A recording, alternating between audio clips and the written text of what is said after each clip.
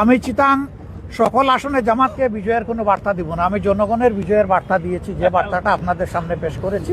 আমি জামাতের বিজয় চাচ্ছি না, আমি জনগণের বিজয় চাচ্ছি। দেখেন, আমাদের এত পজিটিভ এজেন্ডা, আমরা কি করব জাতির জন্য, কি ভাবছি, সেইগুলা বলতে বলতেই আমাদের সময় চলে যায়। কাউকে খুচা দেওয়া কিংবা কারো খুচার জবাব দেওয়ার ভাই আমাদের কোনো সময় নাই, কোনো সময় নাই। আমাদের অবস্থান আপনাদের সামনে পরিষ্কার। আমাদের দাবি অব্যাহত, এই দাবি বাস্তবায়ন হবে জনগণের স্বার্থে। এমনকি আমরা ক্ষমতায় গেলেও কথা দিচ্ছি সেই পিআর আমরা বাস্তবায়ন করবো ইনশাআল্লাহ।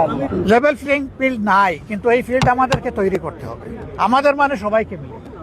আপনারা তৈরি থাকুন, এ নির্বাচন হতে হবে। এই নির্বাচন না হলে দেশে সংকট দেখা দিবে।